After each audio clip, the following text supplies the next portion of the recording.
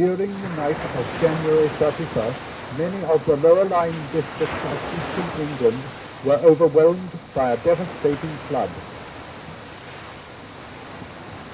A strong northwesterly gale had been blowing for some days, creating a tidal surge, which swept down the coast to increase an already high spring tide.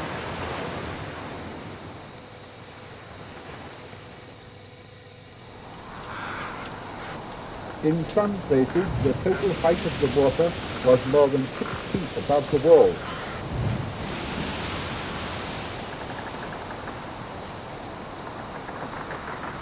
Great gaps were scarred through the sea defences.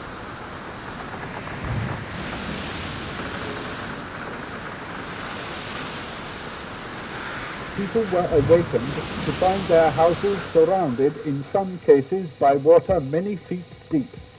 It soon became apparent that this was no ordinary flood and that full-scale emergency measures were required. By daybreak, police, fire brigade and civil defence workers were fully mobilised. Boats were obtained from every possible source and used to rescue those who were trapped in their houses.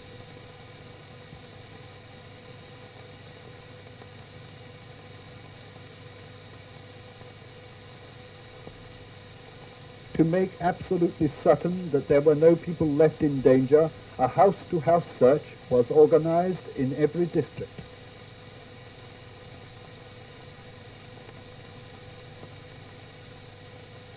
The few stragglers who had previously refused to leave their houses were then brought to safety.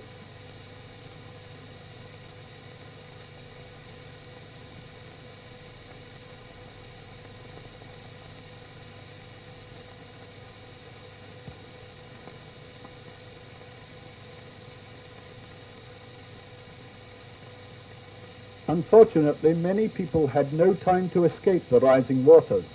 Some were drowned, some died of exposure in the bitterly cold wind. Ambulances worked continuously, and hospital wards were soon filled.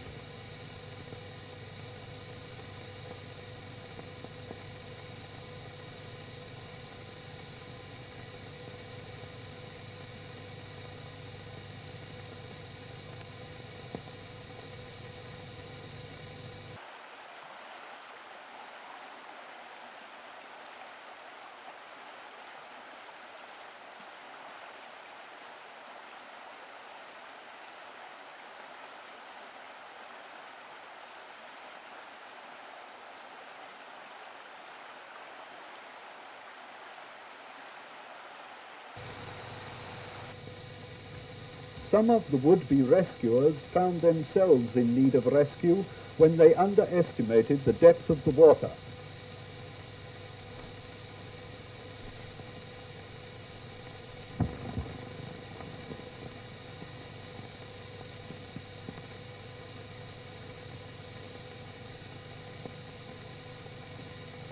Above the flood level, small groups of people with their pathetically few belongings hastily snatched as they left home, waited for transport to the evacuation centre. Emergency bus services from surrounding towns were soon in operation. Large schools were requisitioned, and the rest centre and emergency feeding services were provided with a realistic full-scale exercise reminiscent of wartime years. Collections of clothing and footwear were made to help those who had lost most of their belongings. Medical supplies were made available, and hospital services were set up. Babies and infants were given special care.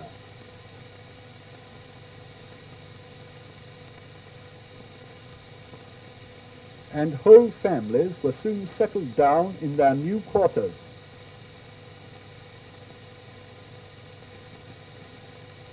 Meanwhile, in the school canteen, volunteer workers were busy preparing hot meals, and in a short time, thousands of people had been given food and shelter.